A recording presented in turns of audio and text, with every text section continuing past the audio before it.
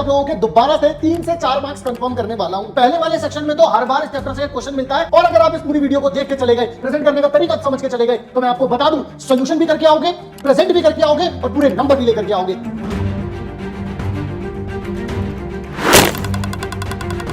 Hello everyone, स्वागत है बच्चों आप सभी लोगों का वॉरियर सीरीज की इस वीडियो नंबर 3 में। इस वीडियो नंबर 3 में मैं आज आप लोगों के दोबारा से 3 से 4 मार्क्स कंफर्म करने वाला हूं। मैं आपको बता दूं कि ये वीडियो मैंने स्पेसिफिकली बनाई है pair of linear equation in 2 variable के लिए, जिसके अंदर मैं वर्ड प्रॉब्लम नहीं करवा रहा हूं। बिल्कुल सही सुन रहे हो, वर्ड प्रॉब्लम नहीं करवा रहा हूं, तब भी 3 से 4 नंबर पक्के हो जाएंगे। सोचो ऐसे कौन से टॉपिक होंगे। जैसा कि मैंने आप लोगों को बताया था, मैंने पूरे 30 पेपर को एनालाइज करने के बाद इस चैप्टर से लगभग मुझे पहले वाले सेक्शन में तो हर बार इस चैप्टर से क्वेश्चन मिलता है सेम कॉन्सेप्ट के ऊपर। उन सभी क्वेश्चंस को मैंने सारे पेपर से सारे क्वेश्चन उठाए और मैंने देखा कि कौन कौन सी चीजें जो थी वो बार बार रिपीट कर रही थी। सिर्फ उन्हीं चीजों को उठा करके आप लोगों के सामने लेकर के आया हूं, बिल्कुल सेम। आपको इसी पैटर्न के ऊपर अपने आने वाले बोर्ड एग्जाम में क्वेश्चन दिखेंगे और अगर आप इस पूरी वीडियो को देख के चले गए, प्रेजेंट करने का तरीका समझ के चले गए, तो मैं आपको बता दूं सॉल्यूशन भी करके आओगे, प्रेजेंट भी करके आओगे और पूरे नंबर भी लेकर के आओगे। तो चलो मेरे लाल बाल लड्डू गोपाल शुरू करते हैं। और शुरू करने से पहले एक बार बता दूं हैशटैग कॉन्सेप्ट। हैशटैग कॉन्सेप्ट मैं हर वीडियो में बताता हूं। मैंने इससे पहले 2 वीडियो डाल दी हैं, उन दोनों की दोनों वीडियोस का अगर आपको लिंक देखना है तो डिस्क्रिप्शन बॉक्स में आप लोग देख सकते हैं, वहां पर आप लोगों को लिंक मिल जाएगा और पीडीएफ भी आप लोगों को टेलीग्राम पर मिल जाएगी। टेलीग्राम का लिंक भी डिस्क्रिप्शन में है। अब बात करता हूं सबसे पहले यहां पर, तो आपको 2 इक्वेशन जब कभी भी दे रखी होंगी, जैसे ये आपकी पहली इक्वेशन है, ये आपकी दूसरी इक्वेशन है, इन दोनों में 3 तरीके की कंडीशन बन सकती है भाई साहब। या तो ये दोनों की दोनों क्या हो जाएंगी, बिल्कुल ऐसे एक एक पॉइंट पर बस मिल रही होंगी, ठीक है, या फिर ऐसी हो जाएंगी कभी भी नहीं मिलेंगी, कभी भी नहीं मिलेंगी, या फिर ऐसा हो जाएगा कि एक के ऊपर एक है। 3 कंडीशंस हैं। जब यूनिक सोल्यूशन है यानी कि ऐसे हैं तो यूनिक सोल्यूशन है, जब मिल नहीं रही है तो नो सोल्यूशन है, और जब इनफाइनाइट है तो इस तरीके की कंडीशन है, एक लाइन के ऊपर दूसरी लाइन है। अच्छा, इनफाइनाइट सोल्यूशन का मतलब है एक लाइन के ऊपर दूसरी लाइन, नो सोल्यूशन का मतलब है पैरेलल लाइंस, ठीक है ना। नो सोल्यूशन का मतलब क्या होता है भाई साहब, मैं यहां पे लिख देता हूं parallel lines, parallel line. Unique solution का मतलब होता है इंटरसेक्शन एट अ पॉइंट। जब कभी भी ऐसा होगा तो ये कंडीशन फॉलो होगी, ऐसा होगा तो ये कंडीशन फॉलो होगी, और ऐसा होगा तो ये कंडीशन फॉलो होगी। क्लियर है। यहां पर जब कभी भी आप लोगों से बोला जाएगा कि दी हुई इक्वेशन के ये सोल्यूशन है, मतलब जैसे मान लो कि x = 2 और y = 3 सोल्यूशन है इसके, तो इसका मतलब पता है क्या होता है कि जब मैं यहां पर देखना जरा, जब मैं यहां पर x की जगह पर 2 रख दूंगा और y की जगह पर जब मैं 3 रख दूंगा तो ये = 0 हो जाएगा। जैसे ये भी 6 हो जाएगा, ये भी 6 = 0 आ गया। यही वो कहना चाहते हैं कि जब कभी भी मैं बोलूं कि ये सोल्यूशन है तो समझ जाना मेरी बात को, मेरे इशारे से ही समझ जाना कि यहां पर अगर मैं इनको पुट कर दूंगा तो वही आंसर आ जाए, मतलब = 0 ही हो जाएगा। फिर वैल्यू ऑफ x कोऑर्डिनेट, मतलब कहने का सिंपल सा ये है कि जैसे ये आपका x एक्सिस y एक्सिस है, तो y एक्सिस पर हर बार जैसे यहां पर 0 3 है, y एक्सिस पर x की वैल्यू हमेशा 0 होगी और x एक्सिस पर y की वैल्यू हमेशा क्या रहेगी, 0 रहेगी। इस पॉइंट में मैंने बस यही बताने की कोशिश की है। अब आ जाते हैं क्वेश्चंस के ऊपर। क्वेश्चंस के लिए मैं आप लोगों से बहुत ज्यादा रिक्वेस्ट करूंगा कि आप सभी लोग तसल्ली बख्श एक एक क्वेश्चंस को करिएगा, वरना आप लोगों का अगर कंसंट्रेशन भंग हुआ तो फिर सब बेकार हो जाएगा। आप लोगों से वो अक्सर इस तरीके की चीज बोलेंगे कि भाई हम आपको 2 इक्वेशन दे रहे हैं, इसके नंबर ऑफ सॉल्यूशन या तो बोल देगा 0 है या बोल देगा इनफाइनाइट है, इस तरीके की कंडीशन देगा। जैसे सवाल में उन्होंने इनफाइनाइट मैनी सॉल्यूशन बोला है, तो मैंने क्या किया, मैंने सबसे पहले तो इक्वेशंस को स्टैंडर्ड फॉर्म में रखा। पहला काम आप भी यही करना। स्टैंडर्ड फॉर्म क्या होती है सर? स्टैंडर्ड फॉर्म का मतलब ये होता है कि राइट साइड में 0 आ जाए, बाकी सब कुछ आप लेफ्ट साइड में फेंक दो। जैसे कि यहां पर देखिए, यहां पर आप लोगों को जो दे रखा है ये गलत चीज है। आपको क्या करना है, इसको 6x प्लस में y माइनस में 3 के = में 0 रख लो। अच्छा, यहां पर क्या करोगे, यहां पर भी आप क्या कर रहे हो, 36x प्लस में 6y माइनस में 3 = 0। यही चीज मैंने यहां पर की। अब क्योंकि उन्होंने इनफाइनाइटली मैनी सोल्यूशन बोला है, तो अपन लोग क्या करने वाले हैं फिर भाई, अपन लोग सिंपल सा काम करेंगे। इससे ये कट हो जाएगा तो 1/6 हो जाएगा। यहां पर 1/6 चल ही रहा है, तो यानी कि देखिए माइनस से माइनस गया, 3 से 3 गया, तो कितना आ जाएगा, k आ जाएगा। यानी कि सिंपली आपको मिल गई k की वैल्यू कितनी आ गई, 1/6 आ गई। यानी कि b इसका सही जवाब हो जाएगा। क्लियर है। अच्छा एक चीज और ध्यान रखना, जैसे कि मान लो ये सिर्फ अगर मान लो थोड़ा बहुत अलग अलग दे रखा हो ना, तो इसको इसके साथ भी इक्वेट करना और इसको इसके साथ भी इक्वेट करना। यहां पर तो सीधा दिख रहा था, बट अगर कभी कभी थोड़ा बहुत कंफ्यूजन दिखे ना, शायद इसके इक्वल हो सकता है नहीं हो सकता, करके जरूर देख लेना, ठीक है ना, सिक्योरिटी रहती है, मतलब आगे के लिए कभी गलत ना हो जाए। अब यहां पर ये सवाल है, इस सवाल में बहुत सारे लोग इसमें टाइम वेस्ट करने लग जाते हैं, बट इसमें टाइम वेस्ट बिल्कुल भी नहीं करना है अपन को। ऐसे सवालों को देख करके बिल्कुल मिनट से पहले रैप्टा बजा देना है उनमें। रैप्टा बजा दे सर, बिल्कुल रैप्टा बजा दो। कैसे बजाना है देखो, उन्होंने कहा कि ये एक इक्वेशन दे रखी है, अब आप ये बोलोगे सर मैं तो उसको स्टैंडर्ड फॉर्म में कन्वर्ट कर देता हूं, अब ये भी आपने कहा था तो मैं इसको यहां भेज देता हूं। नहीं मेरे लाल, मेरे लड्डू गोपाल, सुन मेरी बात। पहले क्या करना है, पहले तो इस इक्वेशन को लिखा, ये अपनी इक्वेशन नंबर 1 हो गई। फिर उसके बाद क्या हुआ, दूसरी इक्वेशन को मिला, ये भी हो गई। अब इन्होंने x और y की वैल्यू पूछी ही नहीं है, तो मैं निकालू क्यों?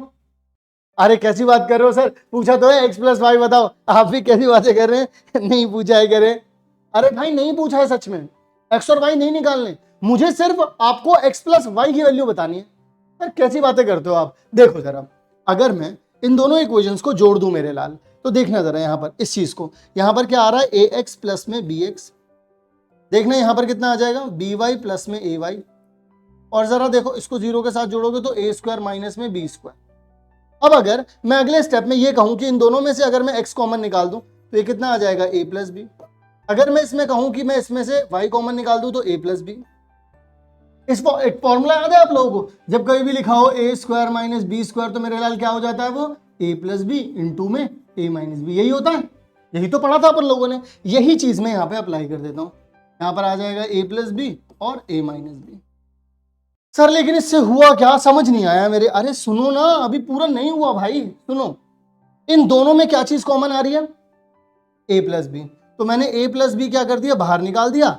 देखो जब इसमें से a प्लस बी बाहर जाएगा तो बचेगा क्या, सिर्फ x। जब यहां से भी जाएगा तो बचेगा क्या, सिर्फ y। और इक्वल के राइट साइड में क्या हो रखा है, a प्लस बी और a माइनस बी। अब इससे ये चीज कैंसिल आउट हो गई, तो आंसर कितना आ गया, आंसर आ गया मेरे लाल x plus Y is equal to में a माइनस बी। तो यानी कि अपने को x और y की वैल्यू भी नहीं निकालनी पड़ी, और अपन को x और y का सम जो है, जो पूछा है उन्होंने, वो अपन को मिल गया, जो कि कितना आ रहा है, a माइनस बी। यानी कि अपना जो सही जवाब हुआ वो हो गया अपने पास C। क्या ये बात आप लोगों को समझ में आई? ऐसा तो कुछ नहीं हो रहा है कि हाय हाय बड़ा दिमाग लगाना पड़ रहा है, बिल्कुल चिल होकर के पढ़ना है। गारंटी है जब इस सीरीज से गारंटी मिल चुकी है कि 40 से भी ज्यादा नंबर पक्के हो जाएंगे, तो बस अब फोकस करके इन 20 वीडियोस को देख लेना। आज तीसरी वीडियो है, आने वाली 17 वीडियो, पिछली 2 वीडियो सारी देख मारना, ठीक है ना।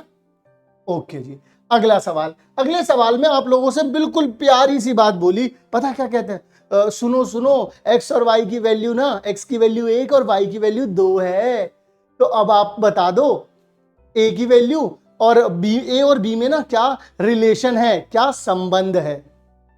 भाई साहब अब सिंपल सी बात है, एक बात देखना जरा यहां पर, बड़ी बड़ी आराम से समझना इसको। अगर आप यहां पे देखो, आपको x की वैल्यू पता है, आपको y की वैल्यू पता है, आपको सिर्फ यहां से पहली वाली इक्वेशन से a मिल जाएगा, यहां पर आपको x पता है, y पता है, यहां से आपको b मिल जाएगा। जब a और b मिल जाएगा तो रिलेशन तो निकाल ही सकते हो ना। चलो निकालते हैं।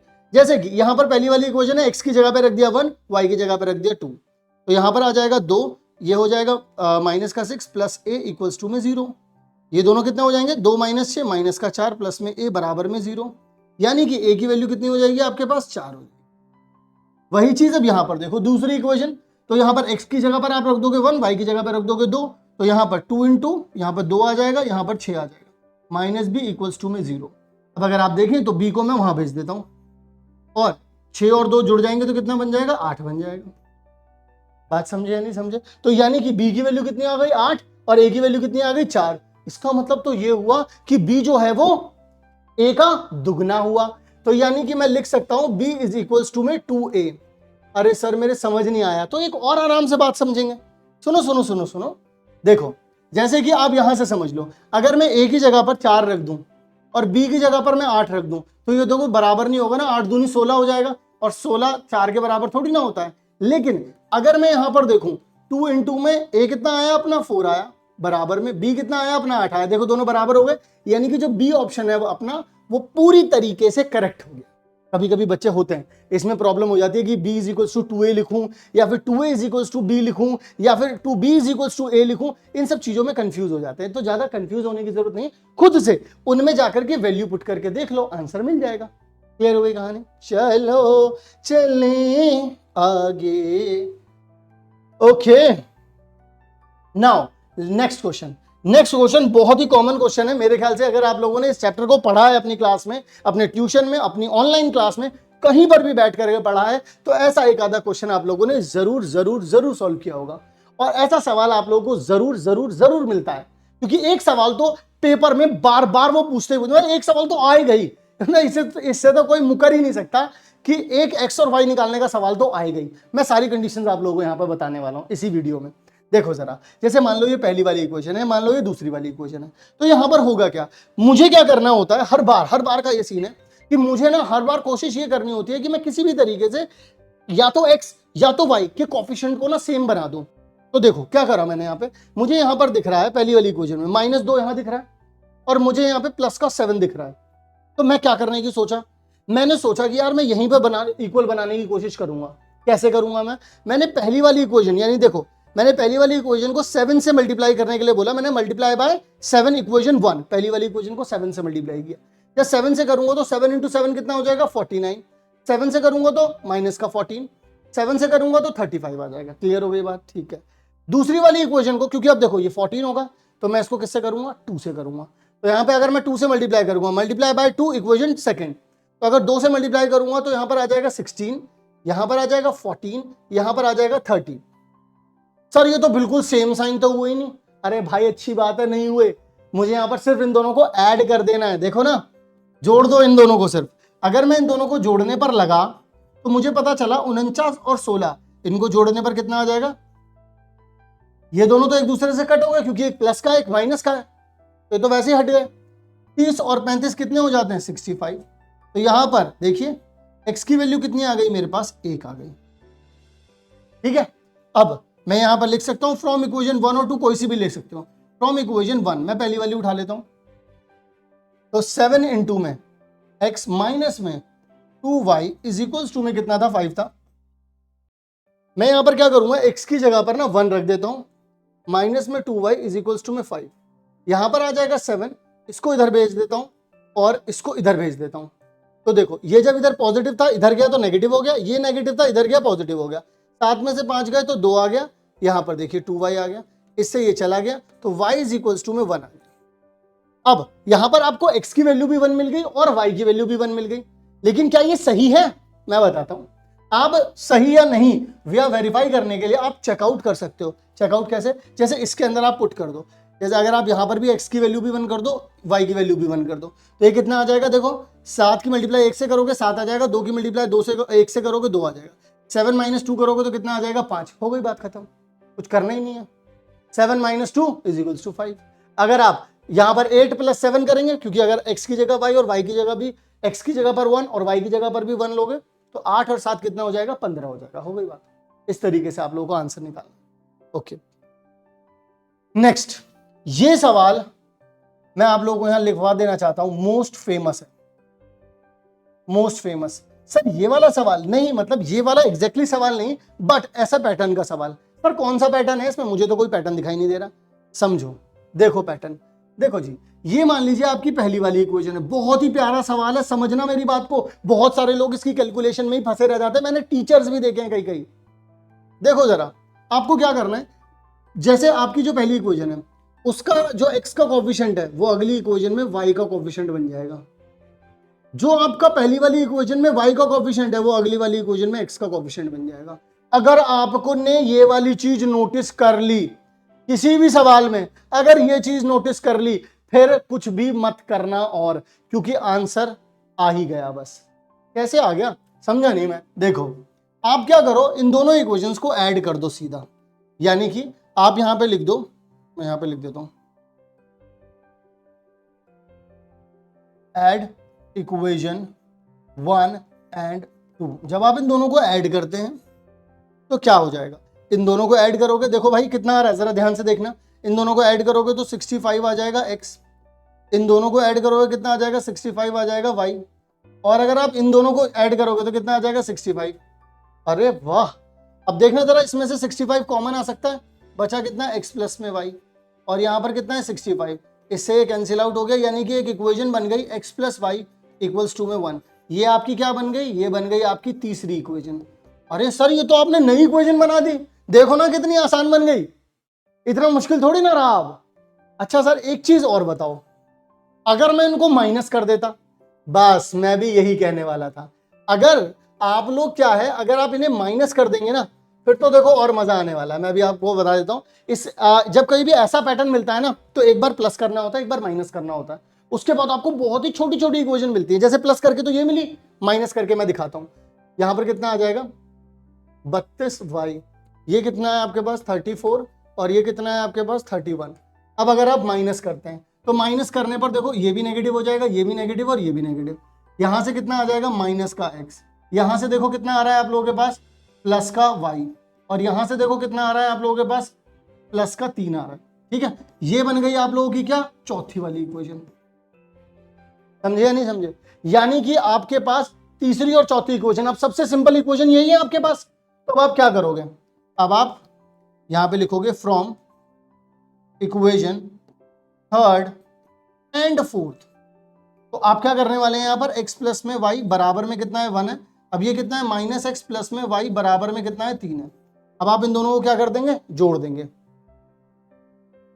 एडिशन यहां पर लिख दीजिए, from equation third and fourth addition. इन दोनों के एडिशन से मुझे क्या मिल रहा है, देखो x तो गायब हो जाएगा, यहां पर बचेगा 2y इज इक्वल्स टू में 4, तो y की वैल्यू कितनी मिल गई 2।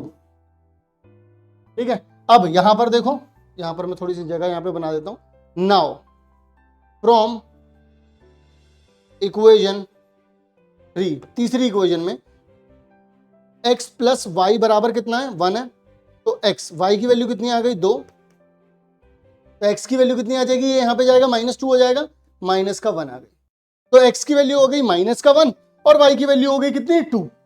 इस तरीके से आप लोग आंसर निकाल सकते हैं। अगर आप लोग इसमें x के कोफिशिएंट में सेम बनाने गए, y के कोफिशिएंट में सेम बनाने गए, कैलकुलेशन इतनी वास्ट और इतनी मुश्किल होने वाली है कि आप लोग फंस जाएंगे पेपर में। तो बस इस पैटर्न को याद रखना कि जब कभी भी x का कोफिशिएंट अगली वाली इक्वेशन में y का कोफिशिएंट बन जाए, और पहली वाली इक्वेशन का y का कोफिशिएंट अगली वाली इक्वेशन में x का कोफिशिएंट बन जाए, तो ऐसी कंडीशन में हर बार दोनों इक्वेशन को एक बार जोड़ना और एक बार घटा देना, जोड़ने के बाद भी एक प्यारी सी छोटी सी इक्वेशन आएगी, और माइनस करने के बाद भी प्यारी सी छोटी सी इक्वेशन आएगी। क्या करना है, जोड़ो घटाओ, क्या करो, जोड़ो घटाओ, और फिर दोनों को सॉल्व कर मारो, जोड़ो घटाओ सॉल्व कर मारो, जोड़ो घटाओ और सॉल्व कर मारो, बस इतना ही काम करना है। इसके बाद आता है हमारे पास एक सवाल जो कि कई बच्चों की हवा निकालने की पूरा दम रखता है, लेकिन इसमें ये आपकी हवा नहीं निकाल पाएगा। क्यों? क्योंकि हमने पहले से ही इसमें पंचर कर दिया है। कभी भी आपको रूट वाला सवाल मिले तो मैं आपको कहूंगा आप उन रूट को ना उड़ा देना और सिंपल MNAB इस तरीके की फॉर्म में आंसर ले क्वेश्चन को ले आना।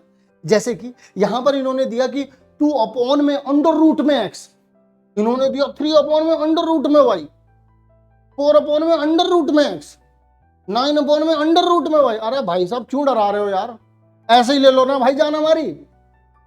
तो हमने क्या करा, हमने बोला एक काम करते हैं, लेट कर लेते हैं 1 अपॉन में रूट x को हम m मान लेते हैं और 1 अपॉन में रूट y को हम n मान लेते हैं। ऐसा करने पर तो यहां पर देखो 1 अपॉन रूट x की जगह पे कितना आ जाएगा m, तो 2m आ गया, 1 अपॉन रूट y की जगह आ जाएगा n is equals to 2, 4m minus 9n। अब कैसे करें, तो सिंपल सी बात है, कॉफिशिएंट सेम बनाएंगे। सर कॉफिशिएंट कैसे सेम बनेंगे, देखो भाई -9 यहां दे रखा है, +3 यहां पर है, अगर मैं इसे 3 से मल्टीप्लाई कर दूं तो यहां पे 9 बन सकता है। तो मैं क्या करूंगा, मल्टीप्लाई बाय 3 इक्वेशन थर्ड जो इक्वेशन मेरे पास बनी है, क्योंकि ये पहली थी, दूसरी थी, तीसरी, ये चौथी है। तीसरी इक्वेशन में मैंने अगर 3 से मल्टीप्लाई कर दिया तो मुझे 3 से मल्टीप्लाई करने पर यहां पर 6m आ जाएगा, 3 से मल्टीप्लाई करने पर 9m आ जाएगा, 2 को 3 से मल्टीप्लाई करने पर 6 आ जाएगा। चौथी इक्वेशन मैंने ऐसे ही लिख दी। अब मैं सबका क्या कर दूंगा, जोड़ दूंगा, तो ये तो गायब हो गया, 6 और 4 कितना हो जाएगा, 10m आ जाएगा। इन दोनों को जोड़ूंगा तो 5 आ जाएगा। अब देखिएगा जरा ध्यान से, 5 के टेबल से कट करोगे यहाँ 2 आ जाएगा, यानी कि 2m बराबर में कितना आ जाएगा, 1 आ जाएगा। तो m की वैल्यू कितनी आ रही है आपके पास 1/2 आ रही है। अरे यार m की वैल्यू 1/2 आ रही है तो n की वैल्यू भी तो निकाल सकते हैं अपन लोग। जी बिल्कुल निकाल सकते हैं अपन लोग, क्यों नहीं निकाल सकते, हम कुछ भी कर सकते हैं, आप कुछ भी कर सकते हो भाई। देखो जरा मैं यहां पर लिख देता हूं from equation, from putting m is equals to 1 in equation third, तीसरी इक्वेशन में पुट करने जा रहा हूं। तो यहां पर 2, यहां पर आ जाएगा m की जगह पे रख दिया 1/2, प्लस में आ जाएगा 3n, बराबर में आ जाएगा कितना 2। ठीक है जी, आओ सॉल्व करते हैं। तो यहां से 2 से 2 कैंसिल आउट हो गया, यहां पर बचा कितना 3n प्लस में 1 बराबर में 2, ये 1 वहां पर चला जाएगा तो 3n बराबर में 2 में से 1 गया तो 1 बचा, तो n की वैल्यू कितनी आ गई 1/3। तो अब देखो भाई m को भी, m की वैल्यू भी मिल गई आप लोगों को, m की वैल्यू मिल गई 1/2 और n की वैल्यू कितनी मिल गई 1/3। लेकिन क्या हम m और n निकालने आए थे, नहीं, हम x और y निकालने आए थे। तो आओ जरा करते हैं। m मुझे पता है कितना है जी 1/√x बराबर में 1/4। तो अब आप क्या करेंगे स्क्वायरिंग बोथ साइड, तो जैसे ही मैं स्क्वायरिंग बोथ साइड करूंगा तो 1 में ये तो क्या बन जाएगा x, क्योंकि रूट हट जाएगा इसमें स्क्वायरिंग करने के बाद। एक मिनट, ये क्या गड़बड़ हो गई रही, 1/2 ही है यहाँ पर, ठीक है ना। अब यहाँ पर अगर मैं इसका भी स्क्वायर करूंगा तो 1/4 हो जाएगा। अब ये यहाँ जाएगा, ये यहाँ जाएगा, तो x की वैल्यू कितनी आ गई भाई साहब 4 आ। बिल्कुल इसी तरीके से इसके साइड में क्या चल रहा है जरा देख लीजिए, ये चल रहा है तो 1/√y बराबर में कितना चल रहा है 1/3। तो मैं क्या करूंगा स्क्वायरिंग बोथ साइड, जब मैं ये करूंगा तो मेरे पास कितना आ जाएगा 1/y, और 1/3 को करेंगे तो 1/9, ये यहाँ और ये यहाँ, तो y की वैल्यू कितनी आ जाएगी 9।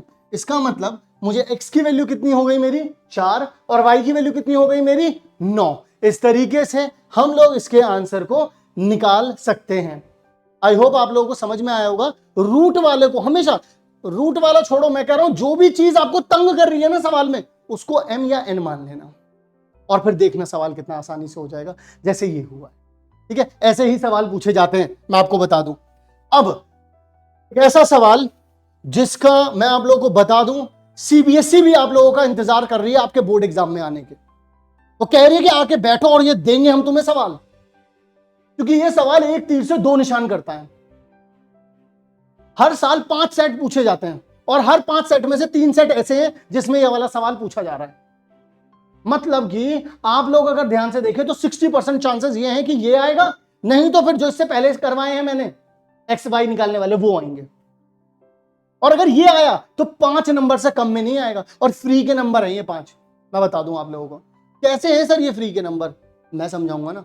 देखो भाई, सबसे पहली चीज तो ये है कि जब कभी भी ऐसी कोई चीज मिलेगी आप लोगों को, क्योंकि उन्होंने ग्राफिकली रिप्रेजेंटेशन के लिए बोला है, हम सारे काम करेंगे, हम सारे काम करेंगे, बिल्कुल टेंशन मत लेना, मैं एक एक चीज बताऊंगा।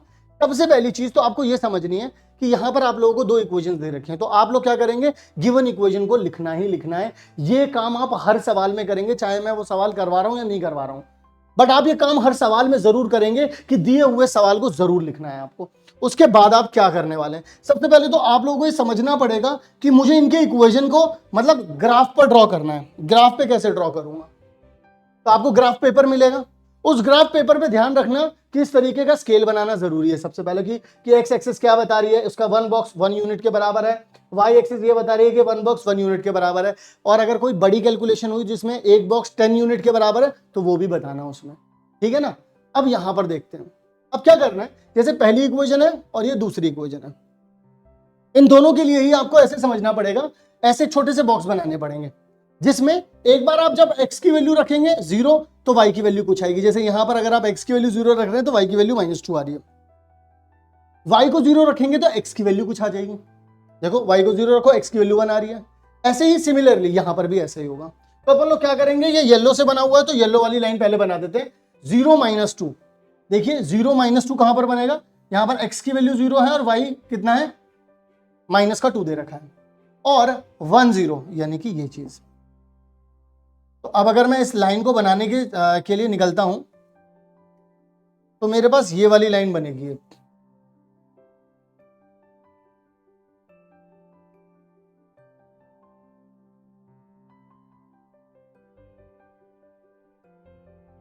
ठीक है जी। अच्छा, अब इसमें एक बात का ध्यान रखना कि ये वाली भी इधर की तरफ भी एरो ओपन रहेगा इसका, और इसका इधर की तरफ भी, ये एरो बोथ साइडेड रहेगा, इस बात का ध्यान रखना। अब इसके बाद हम दूसरी वाली इक्वेशन पर चलते हैं भाई।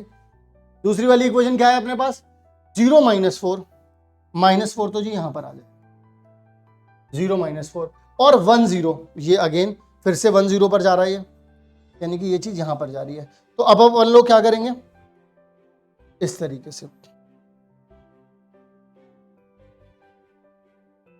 अब देखिएगा यहां पर ये वाला पॉइंट तो अपना जो है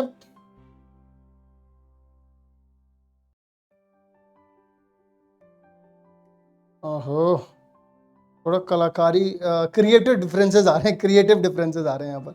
चलिए ठीक है, आई होप इतने से आप लोगों को समझ में आ रहा होगा। बस इतना ध्यान रखना ये भी डबल हेडेड रहेगा, तो इनका इंटरसेक्शन पॉइंट तो आप लोगों को यहीं पे पता चल गया, क्योंकि इन दोनों में यही चीज आ रही है। अब ये जो इसका इंटरसेक्शन पॉइंट है, ये क्या है आपका, ये है आपका इंटरसेक्शन पॉइंट। लेकिन ये पता है यहां पर तो आपको पता चल गया ऐसे है इंटरसेक्शन पॉइंट, आपको यहां पर तो पता चल गया, लेकिन बड़े सवालों में आप लोगों को ये नहीं पता चलेगा। तो मैं आप लोगों को बताता हूं कैसे निकालना है वो। पहले बात तो आपको ये ग्राफ समझ में आ गया। ग्राफ के लिए क्या करना है भाई, ये स्केल जरूर बनाना है। जब लाइन ड्रॉ करो तो यहां भी एरो लगाना है, दूसरी तरफ दोनों तरफ एरो लगाना है। लाइन को कहां से कहां तक खींचना है, ऐसे, एक बार एक्स को 0, एक बार वाई को 0, एक बार एक्स को 0, एक बार वाई को 0। पॉइंट बनाए, स्केल रखा, लाइन खींच दी, दैट्स इट। अब सुनो, एक्स और वाई की वैल्यू कैसे निकालोगे। एक्स और वाई की वैल्यू निकालने के लिए आप लोगों को समझना पड़ेगा। देखो, पहले तो मैंने इसे स्टैंडर्ड फॉर्म में कन्वर्ट कर रखा है, और ये पहले से ही था ही, तो मैंने इधर की तरफ ले आया सब कुछ। मैंने क्या करा, इन दोनों इक्वेशन को सिंपली ऐड कर दो आप। सिंपली क्या कर दो, ऐड कर दो आप। जैसे ही आप ऐड करोगे ना इन दोनों को, देखो माइनस वाई और प्लस वाई है, देखो ना माइनस वाई प्लस वाई दोनों एक दूसरे से कैंसिल आउट हो गए। प्लस का 2x और माइनस का 4x, दोनों को जोड़ोगे माइनस का 2x आ गया। इक्वल के इस तरफ देखो, 2 और -4 कितना आ जाएगा, -2, माइनस से माइनस गया, 2 से 2 गया। x की वैल्यू कितनी आ गई, 1 आ गई। आ गई नहीं आ गई, अच्छा जी। अब x की वैल्यू अगर 1 आ गई है तो आप क्या करेंगे, उठा लो from equation 1, putting x equals to 1। अगर आप x की वैल्यू देखो 2 1, पहली वाली इक्वेशन में अगर आप रखते हैं -y -2 इक्वल्स टू 0, तो ये कितना हो जाएगा, 2 से 2 चला गया, y की वैल्यू कितनी आ जाएगी, 0। तो यानी कि आपके पास देखो यही निकल के आया, और यही बात यहां पर भी हुई, दोनों यहीं पर तो इंटरसेक्ट कर रहे हैं ये, तो यानी ये कितना हो जाएगा, 1 0, दैट्स इट। आप इसे ऐसे भी लिख सकते हैं, x इक्वल्स टू 1 और y इक्वल्स टू 0, ऐसे करके भी आप लोग लिख सकते हैं। इसी को कहते हैं graphical representation of a line.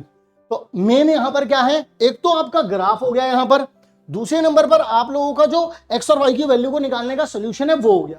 अभी भी आंसर पूरा नहीं निकला है, अब क्या रह गया, सुनो। उन्होंने लिखा है फाइंड द एब्सोल्यूट डिफरेंस, मतलब बिल्कुल एब्सोल्यूट का मतलब ये होता है जहां पर कोई भी साइन ना आए, ना ही पॉजिटिव ना ही नेगेटिव, मतलब नेगेटिव साइन भी है तो हटा दो वहां से, ऐसा कुछ है। हाँ जी, एब्सोल्यूट का मतलब यही होता है जहां पर कोई साइन ना हो, सिंपल नंबर हो।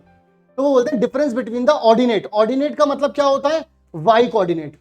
ऑर्डिनेट का मतलब क्या होता है, वाई कोऑर्डिनेट, ठीक है। तो वाई कोऑर्डिनेट जहां पर ये वाई एक्सिस को कट कर रहा है, तो देखना जरा यहां पर, एक तो ये वाई कोऑर्डिनेट कितना, वाई देखो वाई एक्सिस पर कहां पे कट हो रहा है, एक तो यहां पर हो रहा है जो कि कितना है 0 -2, और एक ये कितना है 0 -4, यही तो है। अगर मैं इसमें एब्सोल्यूट वैल्यू निकालने की बात करूं तो ये 2 है और एक कितना है 4 है, इन दोनों का डिफरेंस निकाल दूं तो -2 आ रहा है, लेकिन मुझे अगेन एब्सोल्यूट वैल्यू बतानी है तो कितना आएगा, 2 आएगा, दैट्स इट। मुझे इसकी एब्सोल्यूट वैल्यू ही निकालनी है, तो मैं यहां पर लिख सकता हूं absolute value of difference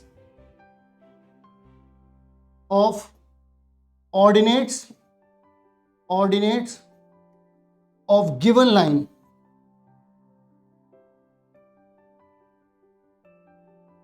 line 1 ordinate, पहली वाली जो लाइन अपन लोगों ने मानी हुई है, जैसे ये वाली लाइन मानी हुई है अपन लोगों ने, तो पहली वाली लाइन का ऑर्डिनेट कितना हो जाएगा, -2, ठीक है। और लाइन 2 का ऑर्डिनेट, लाइन 2 ऑर्डिनेट हो जाएगा -4, ठीक है। तो डिफरेंस लिख देता हूं यहां पर, एब्सोल्यूट डिफरेंस एब्सोल्यूट डिफरेंस के लिए आप क्या करेंगे, मॉड्यूलस में लिखेंगे -2 -4। ठीक है, अगर आप ऐसा कर भी देते हैं तो भी कितना आ जाएगा, -2 + 4 तो भी कितना आ जाएगा, 2 ही आ रहा है, और नेगेटिव भी आ रहा था तो भी आप इसे पॉजिटिव लिखते हैं। क्यों? क्योंकि एब्सोल्यूट वैल्यू पूछी गई तो 2 आंसर होगी। तो इस तरीके से हम लोगों ने अपने 3 से 4 नंबर और पक्के कर लिए हैं। यानी पहली वीडियो में अपन लोगों ने किए 3 मार्क्स, फिर 4 मार्क्स, अब फिर से 3 से 4 मार्क्स कर लिए हैं, तो अप्रोक्सीमेटली अपन लोग 10 नंबर पूरे कर चुके हैं। अब सोचो, मैं आगे जितने भी आप लोगों को क्वेश्चंस रिवील करने वाला हूं, वो क्वेश्चंस इतने, मतलब मैं कह रहा हूं इतनी गारंटी के साथ बता रहा हूं आप लोगों को, नहीं आ सकता इस सीरीज से बाहर, कुछ नहीं आ सकता। जो इस सीरीज में कराऊंगा वो तो पक्का ही आएगा आप लोगों के पास। तो इसी के साथ आज की इस वीडियो को हम लोग एंड करते हैं। मैं उम्मीद करता हूं आप लोगों को ये वीडियो समझ में आया होगा, अच्छा लगा होगा। अपने दोस्तों के साथ भी शेयर करना, और बाकी की वीडियोस के लिए सब्सक्राइब कर लेना, वरना वीडियो आएगी और आप लोगों को पता नहीं चल पाएगा। मिलता हूं आप सभी लोगों से नेक्स्ट काम की वीडियो में, तब तक के लिए आप सभी लोग अपना ध्यान रखिएगा। Love you all.